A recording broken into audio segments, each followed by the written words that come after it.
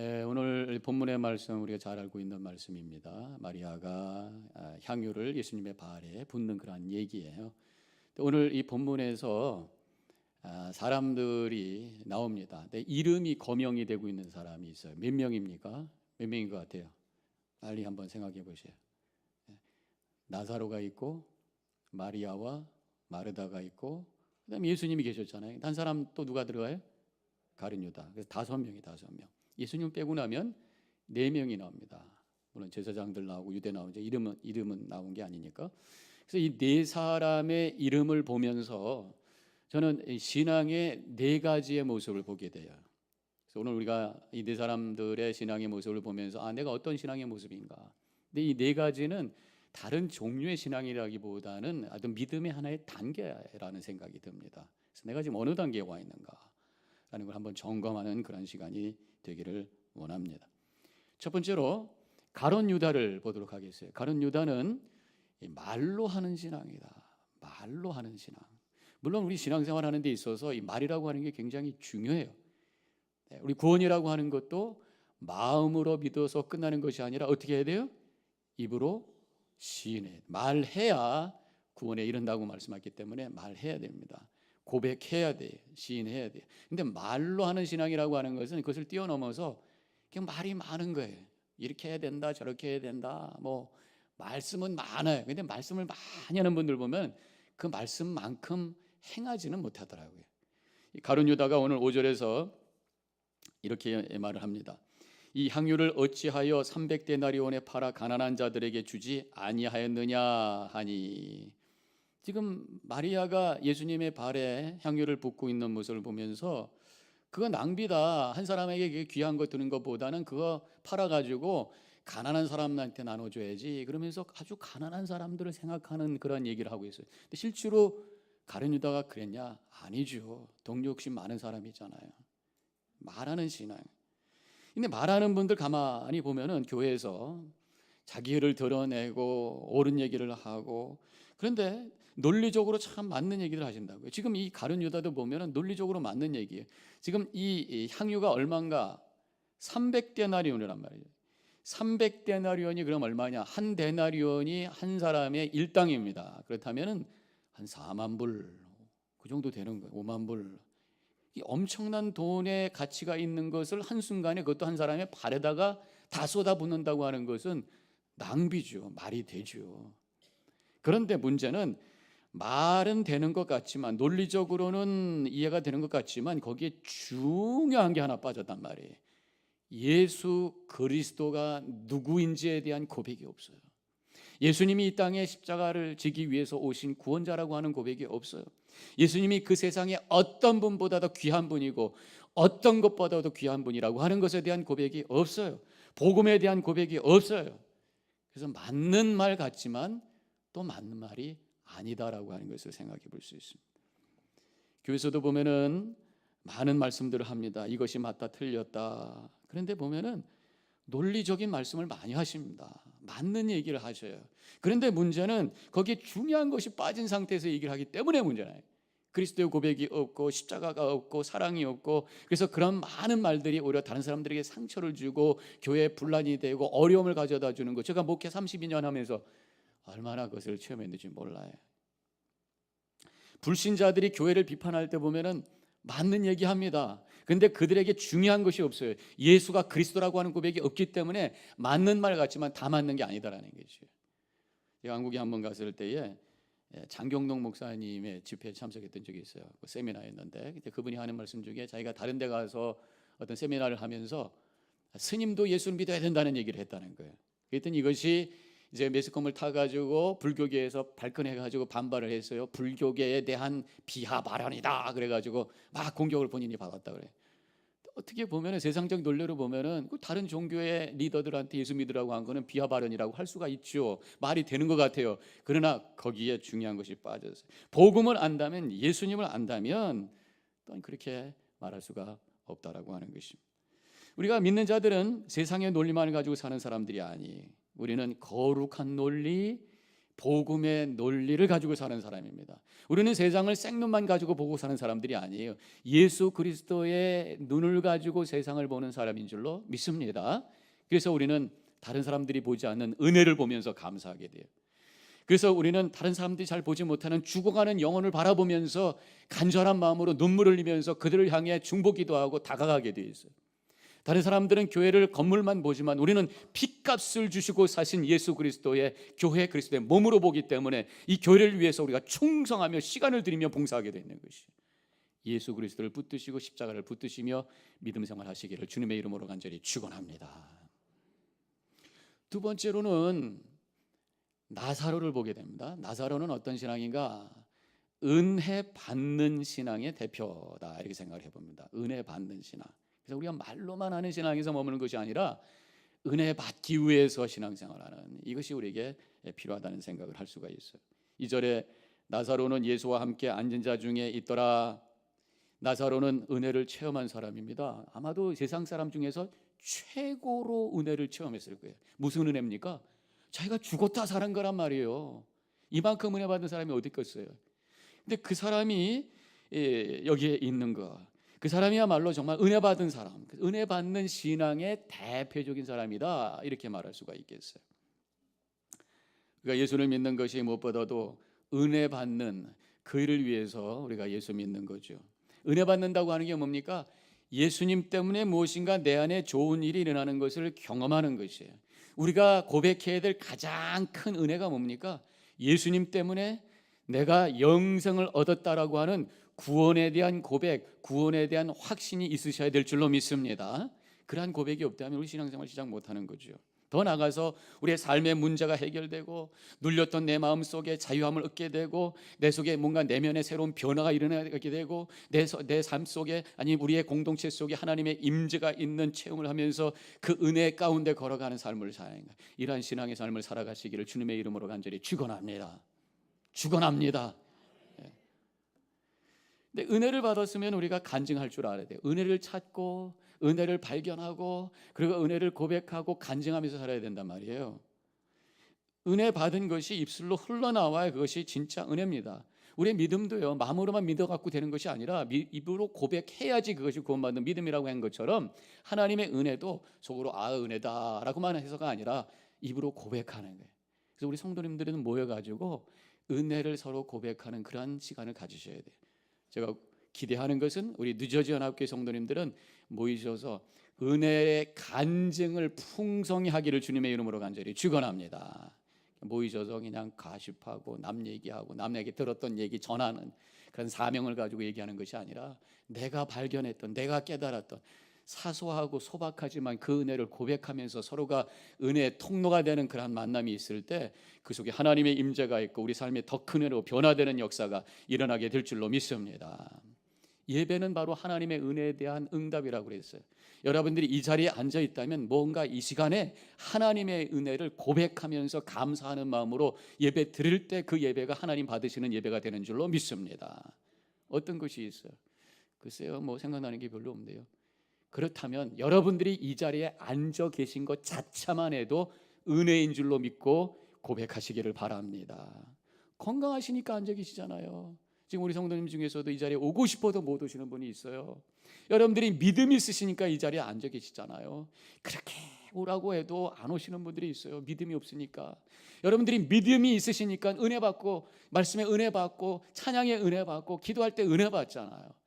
믿음이 있고 건강이 있다고 하는 것을 이 시간에 감사하시기를 바랍니다. 여러분들 요 최근에 경험했던 은혜가 뭔가 한번 생각해 보세요. 소박한 것도 괜찮아요. 저도 말씀을 준비하면서 내가 받은 은혜가 뭘까 생각을 하다가 여러 가지 있지만, 제가 얼마 전에 이제 휴가를 갔다 왔잖아요. 저 퀘벡에 차 끌고 갔다 왔어요. 퀘벡 처음으로 갔었어요. 갔다가 내려오다가 몬트리올, 거기서 이 동네 목사님도 만났어요. 근데 거기 퀘벡에 가가지고 그 길거리가 너무 아름다워요. 유럽 같은 그 아름다운 그 풍경이고 돌로 짓고 사진도 찍고 음식도 먹고. 근데 제일 제가 감명 깊었던 건 몬트리올에 와가지고 거기에 노트르담 처치라고 큰 교회가 있어요. 1830년에 지은 그런 교회인데 들어가니까 이렇게 생겼어요. 좋은 카메라로 찍어서 이렇게 된 것 같은데, 딱 들어갔는데 옛날 건물인데 거기다가 LED 라이트를 이렇게 가미를 해가지고 저렇게 아주 투명한 아주 파스텔 컬러의 그런 색깔이 조화가 돼 있어서 가면은 그 엄청나게 크고 웅장하고 또 자세히 가보면 아주 디테일한 것들이 있어서 그냥 기지 오버웰럼이 돼가지고 너무 감동이 되는 거예요. 그래서 하는데 거기서 끝나는 것이 아니라 뒤에서 엄청나게 큰 파이프 오르간이 하면서 반주를 하고, 이게 너무너무 감동이 돼가지고 그냥 좋다가 아니라 하나님의 임재와 천국 속에 내가 있는 것 같아가지고 그냥 주저앉아가지고 그냥 눈물이 쭉 나와.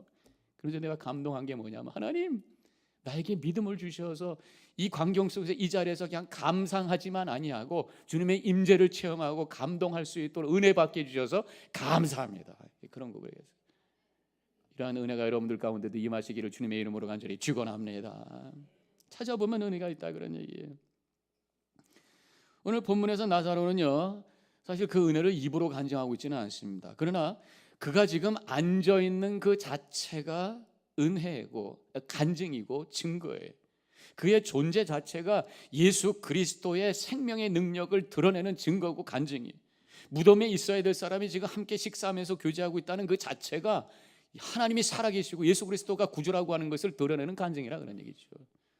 제가 기대하는 것은 우리 뉴저지 연합교회 모든 성도님들, 여러분들의 존재 자체가 간증이 되기를 주님의 이름으로 간절히 축원합니다. 절망할 수밖에 없는 상황 속에서도 밝은 천사의 얼굴을 살고 있는 그 모습이 간증이에요. 또 미워하고 그 사람을 향해 저주할 수밖에 없는 상처 준 사람을 향해서 다가가서 끌어안고 용서한다고 선포할 수 있는 그 모습 자체가 간증이에요. 세상에서 설명할 수 없는 엄청난 그런 생명의 능력을 가지고 기뻐하며 열정적으로 살고 있는 그 모습이 간증이, 그렇게 살아가시길 주님의 이름으로 간절히 축원합니다. 그런 사람들, 그런 성도들이 모여 있는 뉴저지 연합교회 자체가 또 간증이 될 줄로 믿습니다.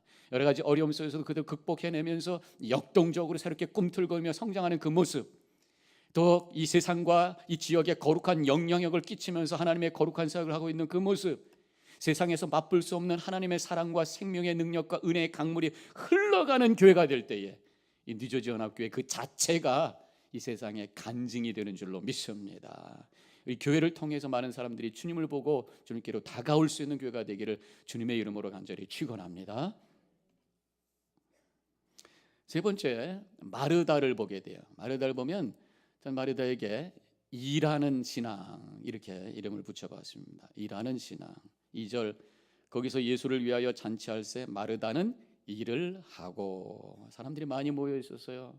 그분들을 위해서 봉사합니다. 음식 준비를 합니다. 열심히 일합니다. 그래서 다른 사람들이 행복해요. 얼마나 귀한지 몰라요. 말로만 하는 것이 아니라, 은혜를 받고 거기서 감동해서 끝나는 것이 아니라 무언가 섬기면서 사역에 동참하는 거예요. 일하는 거예요. 교회 보면은요, 이렇게 열심히 봉사하고 일하는 분들, 마르다 같은 분들이 계시기 때문에 이렇게 예배를 은혜스럽게 드릴 수가 있고, 또 예배가 끝난 다음에 여러분들 다 가서 식사하실 것이죠. 그 식사를 맛있게 할 수 있는 거예요. 저희 교회 우리 구역장님들 각 구역이 돌아가면서 함께 일하시고, 또 장금위에서 일하시고, 돌쇠 그룹이라고 해서 그분들이 또 청소도 하시고 그러면서 이 음식을 만들어내는데요, 한 200명 이상이 우리가 식사를 하잖아요. 얼마 갖고 식사하시는지 아십니까? 그걸 300불 갖고 하는 거예요. 300불 갖고. 정말 너무 작은 돈을 가지고 많은 분이 잡숴야 되니까 어떻게 돼요? 몸으로 태우는 거예요. 몸으로. 직접 시장 가가지고 그걸 다 씻어서 지지고 볶고 또 씻고 뭐 해서 다 여러분들이 땀 흘려서 함께 국밥도 먹고, 지난주에는 우리가 파스타도 먹고, 언젠가는 카레도 먹고 다양한 걸 잡수신단 말이에요. 그래서 맛있다라고만 생각하지 마시고 여기 뒤에 있는 땀방울을 생각하면서 감사하면서 잡수시기를 바랍니다. 그런 분들이 계셔야 교회가 세워지고 예배가 예배되는 거란 말이에요. 뿐만 아니라 우리 성가대도 열심히 또 봉사하시고, 지금 교사들이 애들과 함께 씨름하고 있고, 저 주차장에서 뭐 추울 때 더울 때 비 올 때 얼마나 열심히들 하세요. 이런 분들이 봉사하시고 일하시기 때문에 예배가 예배되는 역사가 일어나는 거예요.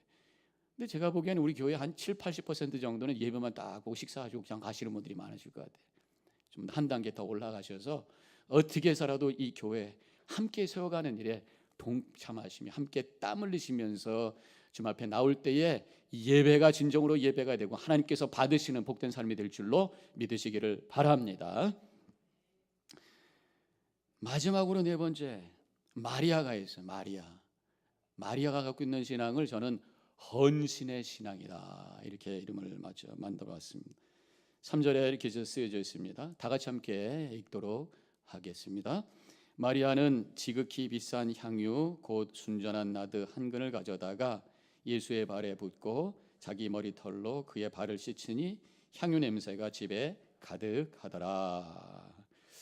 자, 헌신의 신앙, 일하는 신앙하고 헌신의 신앙하고 어떻게 구분이 될까? 헌신도 보면은 주님께 드리는 거고 결국 주님의 사역에 동참하는 거, 그런 거잖아요. 뭐 현상은 비슷할 수가 있습니다만은 그 자세가 다르고 그 결과가 다르다, 이렇게 생각할 수 있어요. 일이라고 하는 것은 책임감 때문에 움직이는 거라고 할 수 있고, 헌신이라고 하는 것은 주님의 은혜에 대한 분명한 감격과 고백 속에서 주님을 향해서 내 것을 드리는 자세 속에서 움직이는 것이 바로 헌신이. 일은 결국 나중에 지쳐서 번트아웃 되지만, 그러나 헌신은 시간이 갈수록 주님께 점점 가까이 가면서 영적으로 더욱 성숙되는 역사가 일어나게 된다는 거예요. 차이가 있는 거예요. 나의 은사와 시간과 재물과 재능을 하나님께 드리는 거예요. 그래서 헌신의 특징은 드리면서 기뻐하는 거예요. 여기에 신앙의 신비가 있습니다. 세상 사람들은 일부라도 받으면 좋아해. 그런데 드리면서 기뻐하는 것은, 이건 믿음이 아니면 설명할 수가 없습니다. 내가 헌금 드리며, 내가 시간 드리며, 내가 재능 드리며, 내가 나가 갖고 있는 여러 가지 귀한 것을 하나님께 드리며 감격 속에서 기뻐하면서 주님을 향해서 나갈 수 있는, 이것이 바로 진정한 헌신이에요. 왜? 주님께서 나에게 주신 은혜를 깨달았기 때문에, 구원의 그 은혜를 깨달았기 때문에 그렇게 하실 수가 있는 거예요. 초점이 정확하기 때문에, 교회를 위해서, 사람을 위해서가 아니라 주님을 위해서 감사들이 드려지는 결단으로 올려드릴 때에 하나님께서 받으시는 헌신이고, 바로 우리의 믿음이 깊어지는 헌신이 돼서 하나님께 영광 돌리는 삶을 살게 될 줄로 믿습니다. 이렇게 주님을 향해 헌신할 때에 생겨지는 현상이 있어요. 그게 오늘 말씀에 나옵니다. 어떤 것이 나오냐, 어떤 현상이 일어나냐면 예수님을 귀한 분으로 올려드릴 수가 있어요. 예수님을 귀한 분. 지금 이 마리아가 예수님의 발에 그렇게 귀한 향유를 붓고 있습니다. 발은 사람에게 가장 더러운 것이에요. 근데 그 더러운 것을 가장 귀한 것으로 만들었다면 그분의 존재 자체가 얼마나 귀한 분이라고 하는 것을 거기서 드러내는 것이냐 생각해 볼 수가 있습니다. 그리고 예수님께서 가룟 유다가 이 마리아를 향해서 뭐라고 할 때 7절에서 이렇게 얘기했어요. 그를 가만히 두어 나의 장사한 날을 위하여 그것을 간직하게 하라. 이게 무슨 말일까? 같은 기사를 마가복음에서도 쓰고 있는데 14절 8절에서는 이렇게 예수님께서 말씀하는 것으로 기록되어 있습니다. 그는 힘을 다하여 내 몸에 향유를 부어 내 장례를 미리 준비하였느니라. 내 지금 죽음을 준비하고 있는데 놔둬, 그런 얘기예요. 갑자기 죽음 얘기가 뭡니까? 예수님의 죽음을 귀한 것으로 만들고 있어. 그러니까 예수님 존재 자체가 얼마나 귀한가라고 하는 것을 지금 드러내고 있다는 말씀입니다. 결국 이러한 일들이 예수님께서 돌아가셨을 때에 일어났죠. 요한복음 19장에 보면은 예수님이 돌아가셨을 때 니고데모라고 하는 사람이 예수님의 시신을 수습해가지고 거기다 침향을 발라요. 침향이 바로 향수 기름이에요. 그리고 세마포로 싸서 장례를 잘 했어요. 또 예수님께서 돌아가시고 3일이 되었을 때 새벽에 여인들이 향유를 준비해서 예수님의 시신에 바르기 위해서 갑니다. 갔더니 예수님이 이미 부활하셔서 빈 무덤을 보게 되죠. 향유를 가지고 나갔단 말이에요. 바로 이러한 것을 지금 예수님께서 마리아가 미리 보여주고 있으니까 놔둬라. 예수님의 죽음이 어떠한 것을 지금 미리 간접적으로 보여주고 있다는 거예요. 우리를 위한 대속의 죽음, 제물로서의 죽음, 우리를 구원하시는 놀라운 능력의 죽음이라고 하는 것을 지금 이미 보여주고 있는 사건이라고 하는 것을 말씀하고 있는 거죠. 그러니까 우리가 어떻게 얼만큼 헌신하느냐에 따라서 내가 믿고 있는 주님이 얼마나 귀한 분이냐고 하는 것을 내 스스로가 드러내는 순간이 바로 헌신이라고 하는 것입니다. 또 한 가지는 내 자신을 귀한 존재로 만드는 것이 바로 헌신이. 마가복음 14장 9절에서 온 천하에 어디서든지 복음이 전하는 곳에는 이 여자의 행한 일도 말하여 저를 기억하리라. 예수님께서 기억해 주신대. 이렇게 헌신했던 마리아를 잊지 않으신다는 것이에요. 우리가 다른 사람에게 기억받는 것이 얼마나 좋아요. 근데 만왕의 왕 되시고 통치 되시는 주님께서 기억해 주신다니 얼마나 감사해요. 헌신하는 자를 하나님께서는 절대로 잊지 아니하시고 기억해 주시는 줄로 믿으시기를 바랍니다.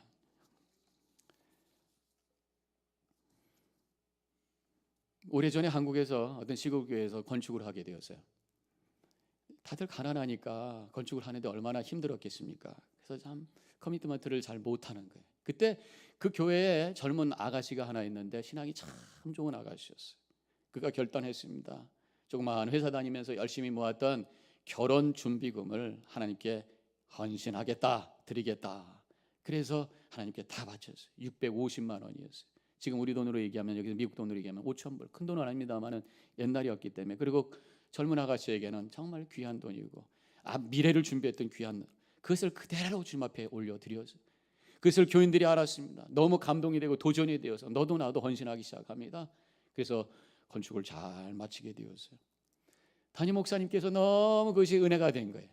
그래가지고 그 목사님이 다른 교회 가서 집회할 때마다 그 아가씨 얘기를 합니다. 우리 교회에 젊은 아가씨가 있는데 얼마나 믿음이 좋은가 하면서 막 얘기를 해요. 아멘, 은혜 받습니다. 근데 어느 교회에서 그렇게 설교를 하고 아가씨 얘기를 하고 딱 놓였는데 어떤 장로님이 목사님 할 말이 있습니다. 뭡니까? 더 이상 그 아가씨 얘기를 하지 마십시오. 왜요? 그랬더니 내 며느리 삼으려고 그래요. 지금 아들이 미국에서 유학을 마치고 박사학위 맞고 돌아오는데 나이가 좀 꽉 차서 결혼할 나이가 되었는데 아버지가 정해주시는 그런 아가씨가 있으면 그냥 결혼하겠습니다. 그러고 오고 있으니까 나는 정했습니다. 다른 데 가서 얘기하면은 딴 사람이 또 탐낼 테니까 더 이상 얘기하지 마시오. 그래가지고 이 아가씨가 결혼 준비금은 없었지만 대신 좋은 남편 만나 행복하게 살았다는 그런 얘기가 있습니다. 헌신할 때 주님께서 기억해 주시고 복 주시는 줄로 믿으시기를 바랍니다. 또 한 가지 헌신하는 자에게는 어떤 일이 일어나는가? 다른 사람들에게 기쁨을 주는 거예요. 주님께 기쁨 주고 내가 귀한 존재가 되고 또 다른 사람들에게 기쁨을 준단 말이에요. 3절에 마리아는 지극히 비싼 향유 곧 순전한 나드 한 근을 가져다가 예수의 발에 붓고 자기 머리털로 그의 발을 씻으니 향유 냄새가 집에 가득하더라. 집에 향유 냄새가 가득해. 다른 사람들이 그 향수를 맡아 얼마나 귀한 향수였겠어요. 얼마나 기분이 좋겠어요. 헌신하는 사람을 통해 주변에 있는 사람들이 감동이 되고 행복해질 수 있는, 나로 인하여 거룩한 영향력이 다른 사람들에게 흘러가서 그 사람들의 삶에 영향을 주고 주님께 더 가까이 갈 수 있는 그러한 삶으로 쓰임받는다면 그것이 얼마나 귀한 거란 말이죠. 우리 교회도 이렇게 생각해 보면은 여러분들 주위에 이런 향기 나는 분들이 계세요? 한번 지금 이 시간에 냄새 한번 맡아보세요. 물론 향기소 그거 말고 예수님의 향기. 저도 이렇게 냄새 이렇게 맡아보면 있어요. 근데 제가 여러분들 계시니까 민망해서 직접 말씀 못 드리는데 우리 교회 한번 이 자리에 안 계시니까 말씀을 드리면 저는 신전식 장로를 생각하면 향수를 나요. 제가 엊그제 지금 병원에 리헵에 계십니다. 리헵에 계신데 자동차 사고 나셔가지고 크게 나셨어요. 그래가지고 숨을 직접 못 쉬셔서 기계로 쉬시는데 여기다 이렇게 구멍을 뚫어가지고 기계를 이렇게 하셔가지고 이게 막혀야 소리가 나는데 말소리를 못 내세요. 그래서 입만 뻥긋뻥긋 하시고 지금 온 몸이 다 지금 움직이지 못하세요. 감각이 살아나는데 어깨 이렇게 만지면 지금 스킨이 느껴지는 그 정도지 꼼짝 못하고 계세요. 그런 상황 속에 얼굴은 천사시죠. 너무 감동이 돼서 제가 말씀을 나누면서 아주 제가 눈물이 글썽거릴 정도로 그렇게 은혜를 나누었는데 많은 분들이 우리 신전식 장로님 생각하면은 참 감사한 분 그렇게 말씀합니다. 그분이 은퇴하신 의사잖아요. 소아과 의사. 제가 뚜루에 학생으로 있을 때 거기 있는 학생들이 애 데리고 안 가본 사람들이 있어요. 왜냐? 그냥 해주시니까. 그리고 아무 때나 가서 문 두들기면 열어주시니까. 그래서 그때 제가 이 교회 부목사 있을 때 많은 분들을 전도하셨습니다. 전도해서 끝나는 것이 아니라 그분들도 챙깁니다. 신방합니다. 뭐 사줍니다. 연로하셨는데 지금도 신방을 이렇게 열심히 하시더라고요. 향기가 나는 분들이 있어요. 우리 뉴저지 연합교회 모든 분들이 그런 향기가 물씬거리는 분들 되시길 주님의 이름으로 간절히 축원합니다.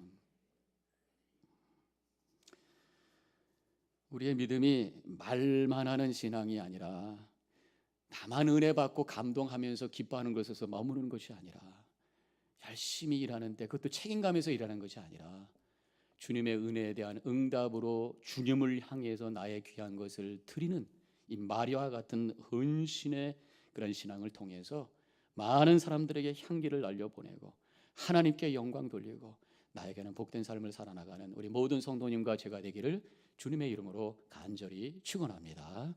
기도하십시다.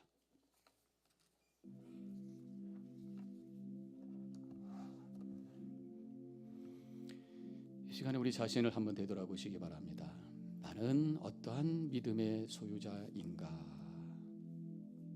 주님께서 원하시는 것은 마리아와 같이 주님을 귀하게 여기며 나의 것을 드리는 헌신의 삶을 원하십니다.